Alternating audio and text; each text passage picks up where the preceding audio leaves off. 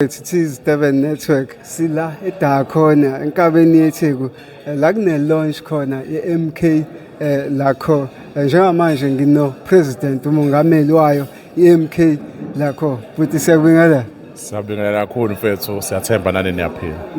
Yeah. Mfoka amancinza namhlanje ni launcha official iMK lakho kusho ukuthini lokhu kunini Kusho ukuthi sesithathe igxathu elikhulu kakhulu ukuthi sithathe usuku ukuthi kuze kushaye lolu suku la namhlanje ukuthi sihlanganise wonke ama-region wawu-9 ukuthi siyitshale MK lakho ikhule ikhombisa ukukhula ngesivinini-ke nje kakhulu ikhula ngendlela nathi besingayilindele kodwa lokho kusho ukuthi kakhulu abantu kakhulukazi base-KZN yonke bona wonke amakhono ase-KZN i-MK lakho isizotholakala lama structures njengoba siwamemezela la siwa-appointa sizowakhipha-ke na-public sikhiphe ney'namba zabo ukuthi abantu abafuna i-MK lakho baney'nkinga emsebenzini abantu babona amafetha ekugcwele abantu ekusebenza abantu bangaphandle abangenama amadokhumenti abantu abaney'nkinga nje emphakathini i-MK lakho sebezoyithola kuzona zonke iy'ngxenye e-KZN bona wonke amakhono lokho kusho ukuthi iyakhula i-MK lakho kodwa phe kwalapho esikujabulela kakhulu ukuthi abantu base-KZN sebezokwazi usizo ukuthi belithole kalula wabe kuba inkinga i-team esisebenza nayo incane kakhulu kuyenza ukuthi abantu bayasifonela mhlawumbe sibhizi emhlanganweni sibhizi namanye ama-program manje sekuzoba lula umuntu uma esemarisburg uyazi ukuthi uzofonela bani uma esemajuba King Cetshwayo oyilembe ko-Greytown sekhona wonke ama-structures lapho sekulula ukuthi abantu bethole usizo. Mfoka amancinza abantu abaningi banazi njengane-MK Labour Desk.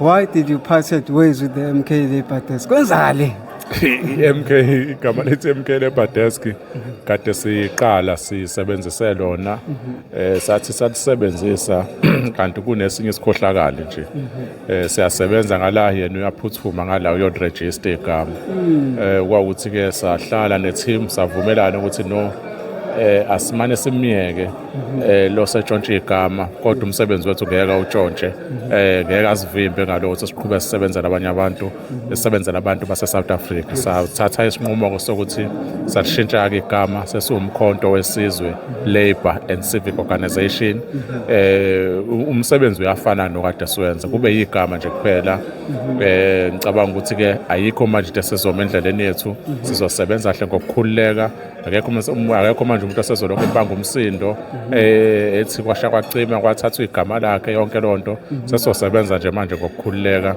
i-MK Labour Desk ke uyithathile sathi hayi ithatha uhambe nayo usebenze ngayo wenze ngayo yonke into ngavele bese ingcotsile vele umuntu kade esebenzisa i-MK Labour Desk ingcotsile ngezinto eziningi ku-social media mawungena uyabona ukuthi ziningi izinto ade zenza ayingekho right MK lakho yona i-clean benizosebenza ngobuqotho nokuthi size abantu bakithi base South Africa. Mhlawumbe umuntu angabuza ukuthi did you get the support from the motherboard kwi-MK noma i-motherboard iyasupporta kakhulu MK party kodwa kusazokwenziwa kahle kube official kahle kodwa nje iyasupporta kakhulu uyakhumbula nangesikhathi kune upresident ebiza media briefing yavela into yequestion ukuthi ke ithini i-MK party leadership ngomsebenzi wethu and wakhuluma unobhala jikelele ubaba uMncwango ukuthi awe ngathi and siyaxoxisana naye selizinto ezincane nje ukuthi ke kuphumeka into right eformal kahle ezokwaziwa wona umuntu public sizosebenzisana kanjani kodwa siyasebenza kamnandi ne-MK party. Yeah, you have moved from being a Labour Desk only, but you are also serving as a civil organization. Mhlawumbe izini esizonibona niyithekila phakathi emphakathini njoba si-MK lakho maseliphelele umkhonto wesizwe Labour and Civic Organisation besivele siwenza umunye umsebenzi ngizokulinganisela nje ukuthi besisiza abantu kakhulukazi abasebenzayo siqala sise-MK Labour Desk, kodwa sigcine sesisiza nabantu abangekho emsebenzini, sesisiza nabantu bekwazi ukuthola umsebenzi, sesisiza nabantu nakwezinye iy'nkinga nje ababhekene nazo emphakathini. Ingakho-ke sim-edile-ke lo civic organization ngasekugcineni, ngoba asisekona nje ukuthi sisiza abantu nabasebenzayo abasemsebenzini, sisesiza nabantu abangekho emsebenzini. Vele lokho besivele sikwenza, sekuthi nje si-ede igama nje sesingelinye ilanga kungabi ney'nkinga going forward masiqhubeka sisebenza, sesisiza abantu abangekho emsebenzini, kanti thina sithi ngokwegama sisiza abantu abasemsebenzini. Si-ediswe leyo nto-ke igama lithi civic organization ngasekugcineni, ngoba sizosiza nje umphakathi wonke kuzona zonke iy'nkinga.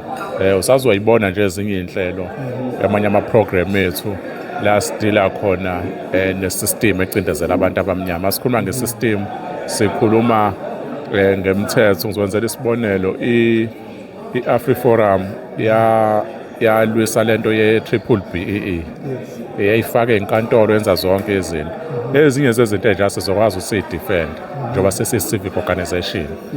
Kunemthetho ongqiwa owabelungu namabhunu, bona bamane befuna ukuyi-challenge ngokweyinkantolo, besebenzisa imali zonke lezo zinto. Ayikho thina inhlangano ohlangothini labantu abansundu okuyiyona elwela abantu kakhulukazi abamnyama emthethweni eshawayo ePhalamende, emthethweni nje eshawayo nje kuzona zonke iy'ndawo. Sizongena nizosibona nje kakhulu sizama ukugxila kule mthetho ecindezela abantu abamnyama, abantu abamnyama ekuhlaleni emakhaya, abantu abamnyama abahosomabhizinisi, abantu abamnyama abafundile, iy'fundiswa, abantu nje ubona bonke nje abantu abamnyama abacindezelwa ngokwemthetho, becindezelwa abantu abathile abanamandla kakhulu ngokomnotho. Position yenu kwezomhlaba ithini?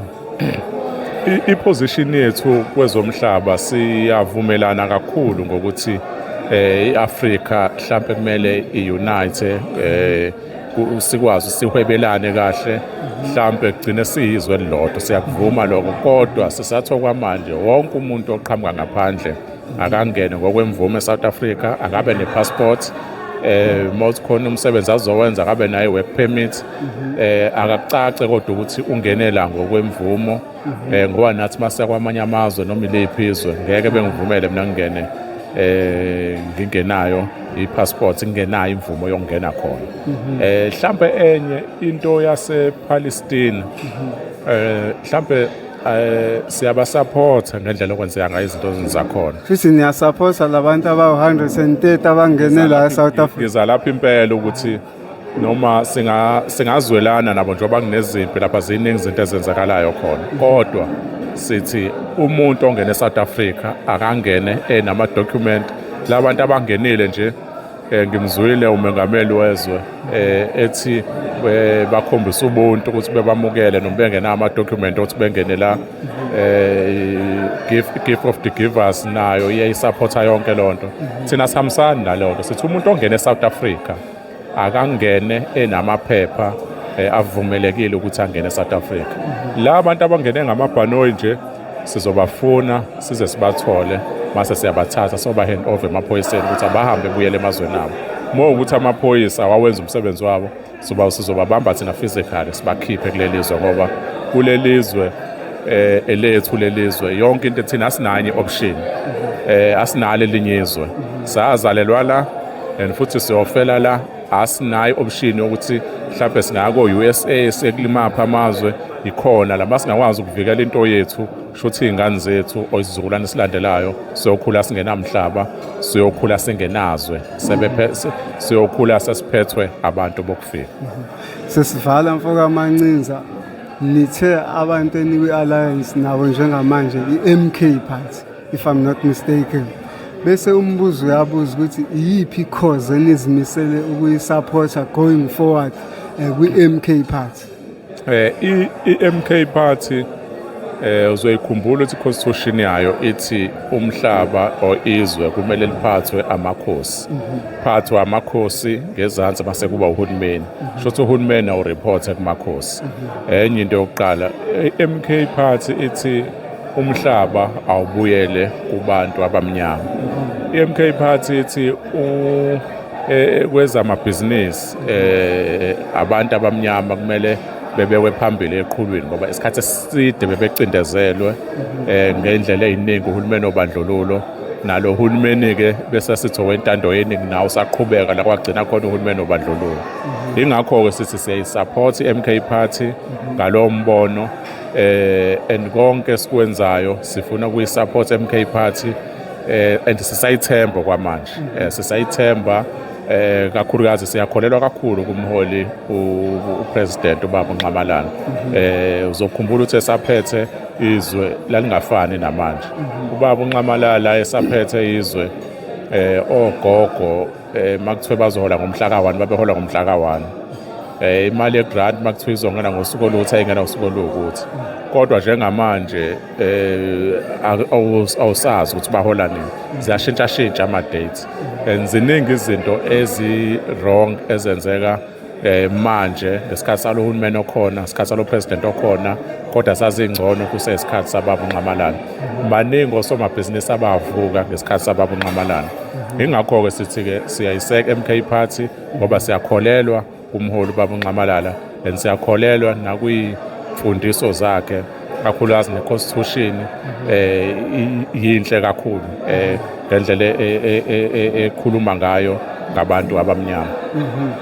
Umbuzo wokugcina, next year siya kuma local elections ohulumeni basekhaya.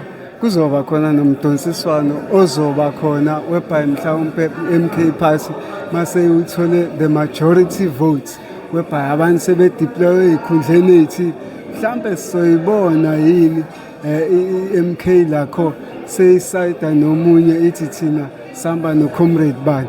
Kukhona yini la sonibona nani senabantu abavela njenganabantu abazimele ngokwe-opinion within the MK Party? I-MK Party siyayithemba ukuthi izothatha iy'nqumo eyi-right.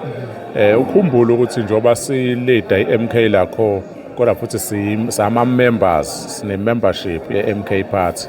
Ngalokho-ke kusho ukuthi masibona nezinto ezingahambi kahle kwi-MK Party sinelungelo lokuyikhuluma ngaphakathi kusho ukuthi lokhu akuhambi kahle na into mhlawumbe sikwazi nasikuyibeka imibono yethu ngendlela sifuna ukuyibeka ngayo imibono yethu ngaphakathi ngoba kulula ngoba sama-members ayo siyawazi ama-processes angaphakathi ukuthi-ke makunenkinga la ungahambisani nalokhu kusuke kumele wenze njani.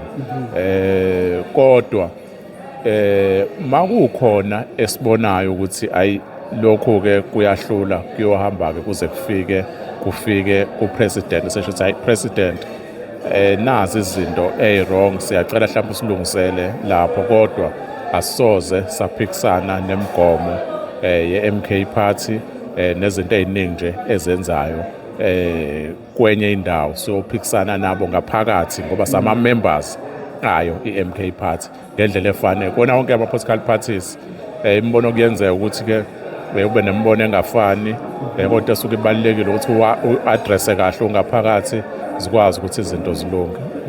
Yeah. Are you registered as MK lakho?